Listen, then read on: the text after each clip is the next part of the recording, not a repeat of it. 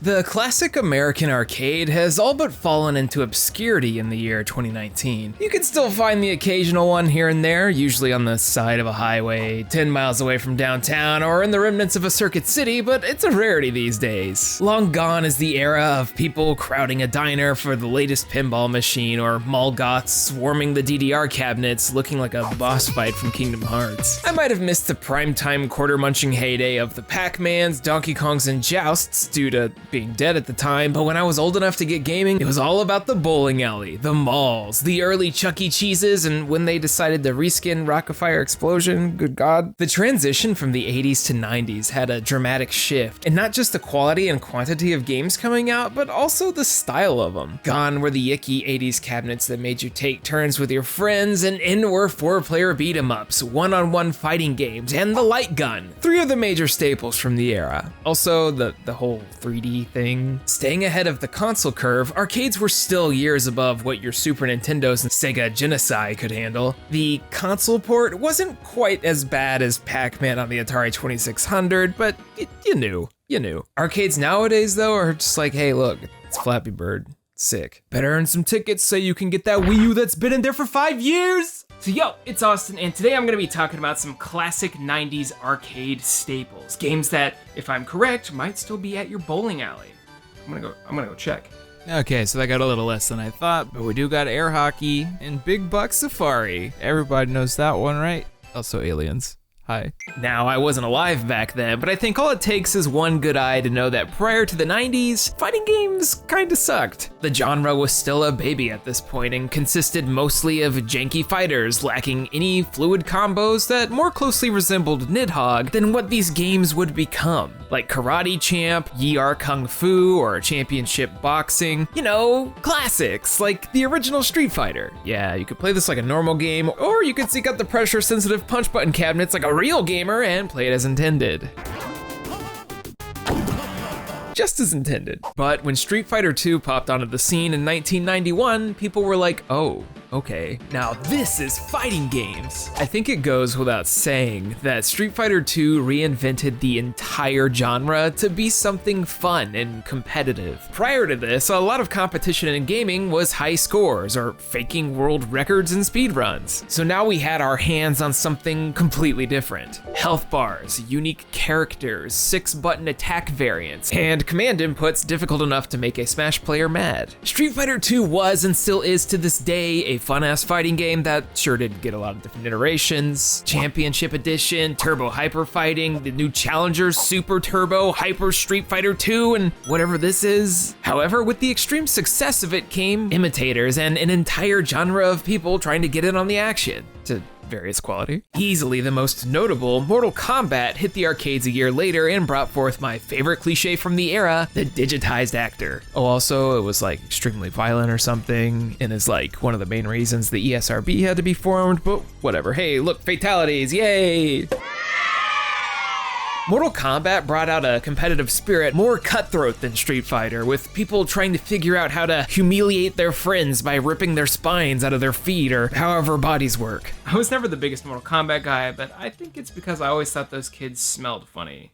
Is it still like that? Both Street Fighter and Mortal Kombat and all of their successors did pretty well throughout the early 90s, with new iterations and sequels coming out every year or so. I wasn't lucky enough to have one of those fancy alpha cabinets around me, but I sure did spend a lot of time playing Third Strike. Still my favorite Street Fighter and maybe fighting game, I'm not sure. But why don't we take a look at some of the other fighters out there? With the consoles getting powerful enough to handle fighting games on their own now, we would see an influx on the Super Nintendo and Genesis by people who didn't quite understand what they were doing. Clay fighters.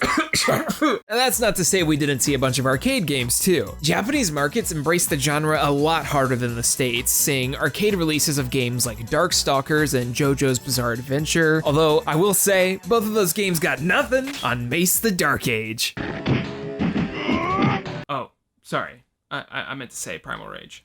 Primal Rage is a mid-90s Atari Games joint that came out in the arcades, but was also considered one of the flagship titles of the Atari Jaguar. It's clear that Atari took a long, good look at Mortal Kombat 2, which is still one of the highest selling cabinets of all time, and was like, yeah, let's do that. But with dinosaurs, yes! You had dinosaur fatalities, you had weirdly animated semi-3D Donkey Kong Country looking ass dino sprites, and you could eat random people. While it might look kind of funky today, the dinosaurs in Primal Rage were created using painstakingly handmade stop-motion puppets who were then digitized frame by frame. Dang. Primal Rage, better than Mortal Kombat 2? No, not better than God Hand. Through the 90s, we would see a weird amalgamation of fighting games come and go, some more successful than others. With the PlayStation 1 and Nintendo 64 era coming into play, a lot of games like Killer Instinct would just do better over there. The Tekken and Virtua Fighter franchises might have started the 3D fighter revolution, but you sure wouldn't see that in an American mall, maybe someone's basement. By the time Tekken 3 and Soul Calibur would come out swinging, you could hardly tell the difference between the ports. Western and Japanese fighting games to this day feel really different. Now that the dust has settled, the amount of Western-made fighters are much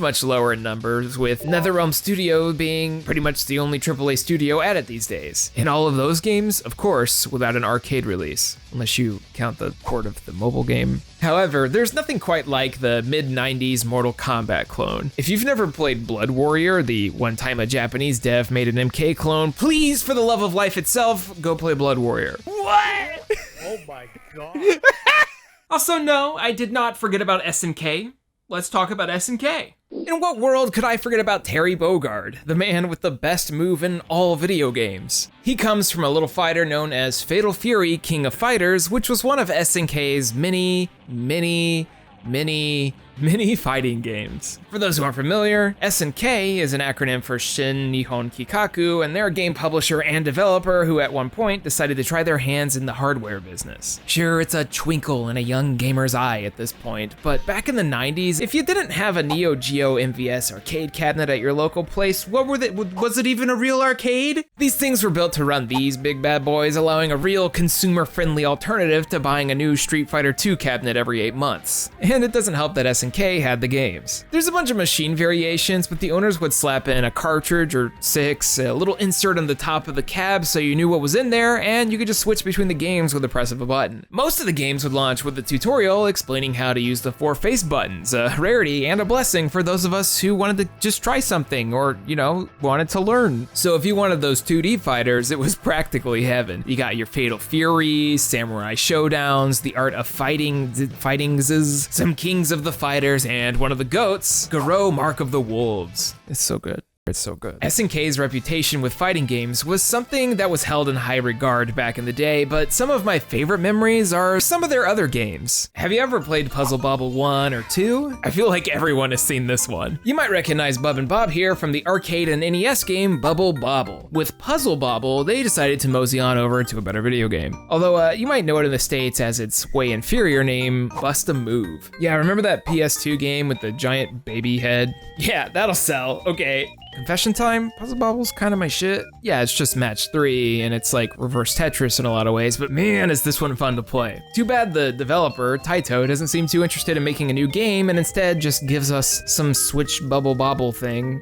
Why? At the very least, they keep slapping the Neo Geo arcade port of the second game onto every console in existence, so I can still play this one. Same thing with the next game I'm going to be talking about, Metal Slug. One of the defining signatures of an SNK-made game back then was how beautiful the sprite work looked. No matter what game it was, you knew you were in for some meticulously designed art, especially in the backgrounds. That blew me away as a kid and to this day. In something like Garou, you would see lighting done through sprites on the walls, but if you look at Metal Slug a couple years earlier, you would see an insane amount of animation just about everything on the screen. Frame rate be damned. When this was released in 1996, the gaming industry had moved on to 3D, and people were losing their minds for some reason. It's good games, probably. Video games that were 2D were old and crusty, no matter how pretty it looked. Metal Slug? Meh. Bubsy 3D? Yas. However, I thought Metal Slug was awesome. Sure, you're not gonna go out and buy a Neo Geo or anything for it, but Metal Slug was an extremely fun 2-player co-op run-and-gun shooty-bang-bang thing. I liked it. You'd go from level to level, Contra style in a fictional world fighting the New World Order. No, not Hogan Nash and Hall, but these not Nazis. And sometimes Yetis, zombies, aliens, whatever. Metal Slug and the 460 sequels it spawned were arcade staples stuck in just about every MVS I ever saw.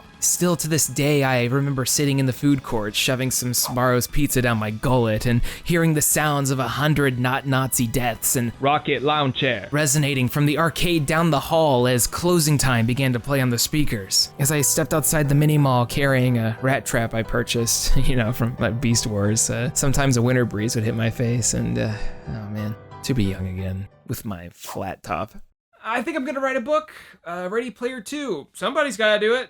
For the 90s. While SNK cabinets might not be so common these days, you can still pay exorbitant amounts of money for those big thick boy carts and shove them in the Neo Geo console, the AES. But you're better off just paying like $7 to play this on a digital eShop somewhere. Thankfully, just about everything's been ported these days, so sit back and enjoy that classic SNK 90s goodness.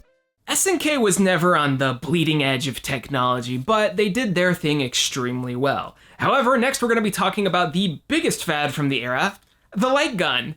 Pew, pew, pew, pew, pew, pew, pew, pew, pew, pew. Delete this. At this point, light guns were nothing new. They've been in arcades with those old duck shooting and laser tag games. Heck, they've been around since the Great Depression, apparently. Nowadays, we use motion sensors and Joy-Cons or IR camera sensors with VR, but these old things are pretty novel. How do they work? I don't know.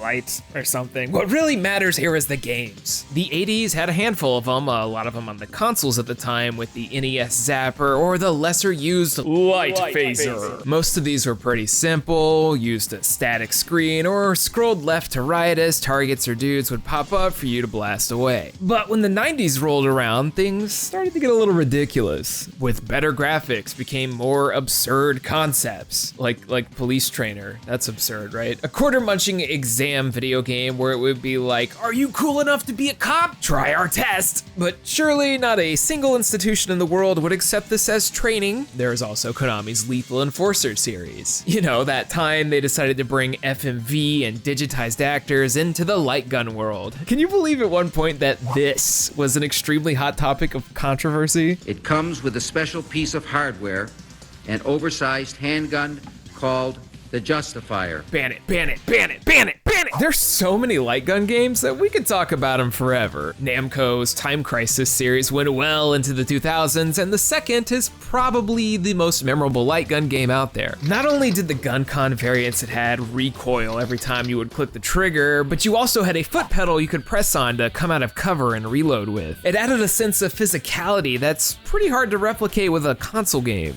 It's also fun. It's a fun, good game. Then, of course, I can't forget about House of the Dead, Sega's campy B-horror shooter that is sure to crack you up with how stupid it is. To protect the life cycle, I have made a creature to rule over mankind. But there's two specific games that I want to talk about. The first of which is one that I think it might have been illegal to own a bowling alley without having. I'm sure a bunch of y'all have heard of Area 51. There's only a few games that can give me that warm, fuzzy, nostalgic feeling, and this is definitely up there. For the longest time, I wasn't allowed to play Area 51 as a kid, because, dudes exploded into gore and bones and blood everywhere, and I was too good of a boy to play that. Except when they weren't looking. Area 51 was published by Atari Games when they were on the ropes, but that doesn't really show. This game's cheesy 90s perfection, and I love it. It's not very long, it definitely is a quarter-munching monstrosity at times, but it sticks with you. And it did do well enough to get itself a duo combo cabinet and a sequel that I had no idea existed until today. But it's definitely a signature of the era. Speaking of, it's the 90s, grunge is beginning to slow down finally, and you know who's going through a resurgence right now? Aerosmith. Band-endorsed video games aren't very common, and most of the time they're pretty awful. Except for this is a masterpiece. So Midway, who are pretty big in the arcades in this video, if you can't tell, are like, all right, let's make a light gun game, let's get Aerosmith involved, and let's make $1 billion. And they certainly did most of that. Revolution X was neat because you'd get up on these massive cabinets that had 3 ridiculous looking guns built into the machine that would vibrate like crazy. Also, you literally shot CDs and music at people. You fought people with the power of music. So you're like on the way to an Aerosmith show and Big Brother shows up and is like, nope, no video games, no TV, no music. They also say magazines, but I don't know if the Zoomers listening know what those are. Apparently the band Aerosmith is either important to saving the world and freeing us from this evil government, or are just needing to be rescued since they're the only ones bad enough to keep rocking when the world tells them no. After they're arrested, you get to interact with Steven Tyler via FMV, and it's hilarious every time. Remember, music is the weapon. 94 was great. Revolution X isn't like crazy innovative or anything, but it's goofy and fun enough to still hold its own weight. Plus, if you like Aerosmith, it's kinda got some Aerosmith songs. They're like really crappy versions, but they're there. No! Unfortunately, the console version of this is awful, and the planned sequel with Public Enemy was scrapped, and that sucks. But if there's ever a video game that you needed to classify as dadcore, this would be it. Bigger novelty machines such as light guns and racing games would be something that would be a mainstay of 90s arcades and pretty much a majority of what you see today. If you take a step into any of the new modern arcades, it's pretty much just filled to the brim with all these giant machines that you just have to place your entire body into, and they're greasy and smelly and the worst. These days we have like dark ride style games that'll shoot air at your face if a zombie passes you or something, but the 90s were all about finding some big, musky and gross car seat or plastic motorcycle to sit on. If there was some kind of motorized vehicle or like a raft, you bet your sweet thing there was a game on it. It's not the right decade, but Outrun is the best ever. Just gotta get that out of the way, okay? Did anyone else ever walk by an arcade or some weird corner of a mall only to hear a man yelling in the distance, Daytona! Daytona USA is this super straightforward stock car racing game made by Sega, most notable these days for its over-the-top soundtrack. But that attract mode is one heck of a draw. I think the most notable machine-driven games from this era are Crazy Taxi, Cruisin' USA, and Hydro Thunder. Now, if they did their job correctly 20 years ago, instead of my words, you heard this. Hydro Thunder! You're crazy! Hydro Thunder, boat racing perfection. What a stupid concept. What a fun game. I've talked about Hydro Thunder several times on this channel, so you know what's up. However, a few years earlier, the same publisher, Midway, put out the unforgettable Cruisin' USA. Classic early 3D car racing with force feedback steering, a fake in-game radio station, and ridiculous crashes. Also, I'm pretty sure this is one of the Chili Peppers. This and the sequel, Cruisin' World, were perfectly adequate racing games to play with a giant cup of every damn soda in the machine. Crazy Taxi. Anytime someone decides to make a video game out of a typically mundane activity, I always get unreasonably excited. It's either gonna be extremely mellow and boring or Crazy Taxi. Who knew a game about Ubering in the 90s would be so much fun? There's not much to explain about Crazy Taxi that isn't just like the name of the game, so let's move on. Though, fun gamer fact, the PS3 port of Crazy Taxi removed the offspring and product placement, replacing things like Pizza Hut with Pizza Parlor or Fried Chicken Shack. Nice. There's obviously way too many arcade games to cover them all in one video, so I just want to end by talking about one of my favorite genres. Y'all know I love me some beat 'em ups. Streets of Rage 2 is one of the greatest games of all time. That's all.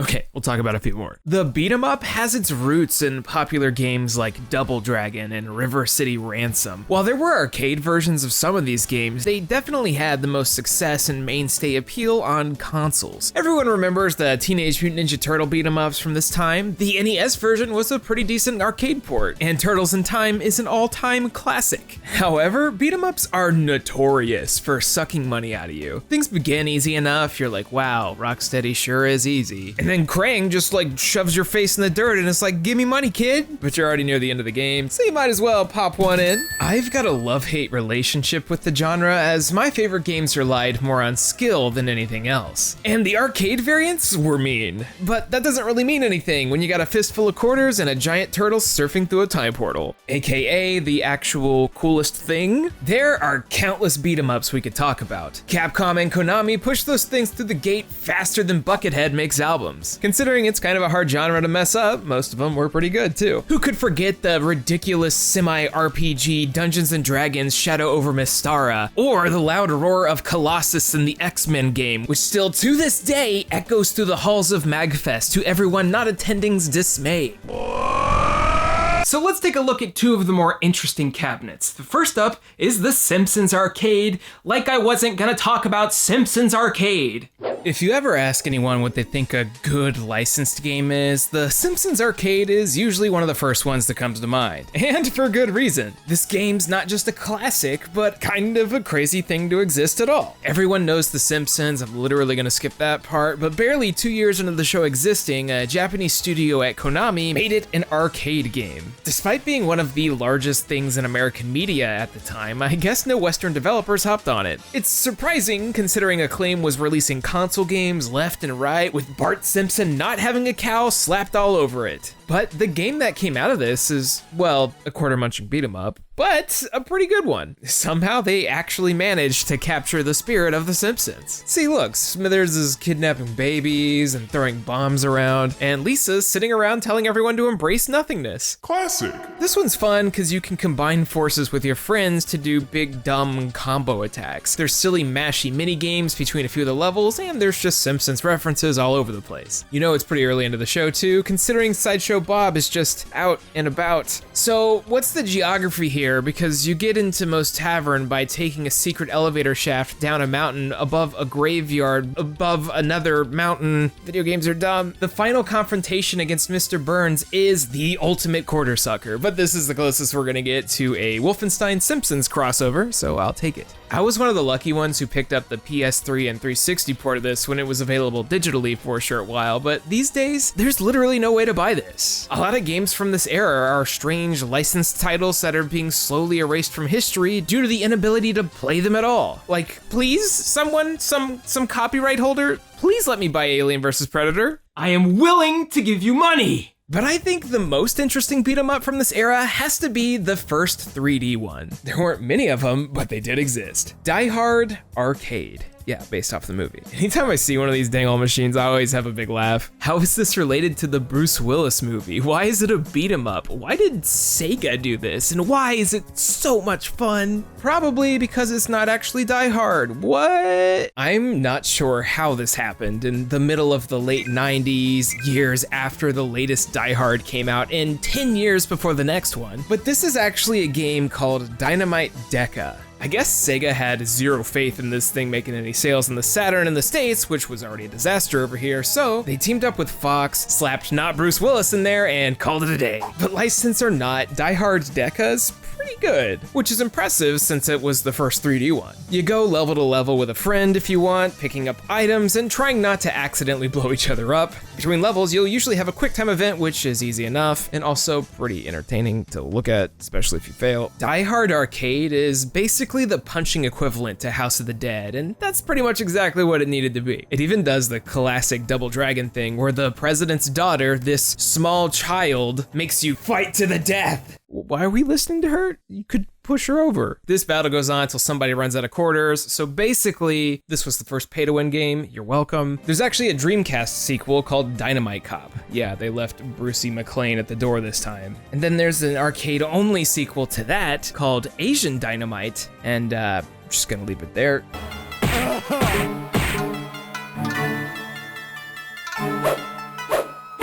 While the 80s might be classified as the golden age of arcade gaming, we shouldn't ignore the silver age that followed it. The 90s gave us variety, ushered in new genres, and left me with hundreds of unforgettable nostalgic memories.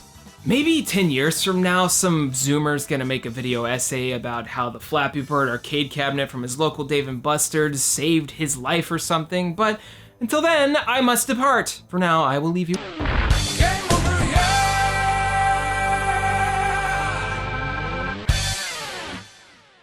Yo, thank you very much for watching. Big shout out to Magic Steve 83 for sponsoring this video via Patreon and also being incredibly patient with me. Steve said that he wanted me to cover 90s arcade games because they reminded him of his childhood, and also he's been reaching out to me about my car's extended warranty, and I'm just gonna erase that. But thank you so much for sponsoring the video, and we have another one coming up soon. bro, it's Master Chief. Bro. He got an arcade game, bro. Halo, bro. Pennywise is a fucking bitch. Dude, zoom in on these crazy eyes up here. I'm already zooming, dude. No, these ones. These ones? Look, this one's just like Johnny Cage. Special Patreon shoutouts to Brendan Howell, Chris Shelton, Christopher Olivia, Cliff Pro, Donald Dowdy, David Molnar, Eli Shane Stauffenecker, Jay Roos, Jane Jones, Jacoby Fitzpatrick, Josh Garbage Lord, Legend Gary, Plasma Phoenix, Sodden Gritter, and Vlad Lust. Thank you very much for your contributions. We're back, baby. We're back. I was gonna have this and a bunch of other stuff sooner, but I might be moving soon. I'll let you guys know. But we'll have another video next week and also a vlog that I've been wanting to put out for a while. It's a good time. It's a good year. Happy 2020. Final Fantasy VII Remake.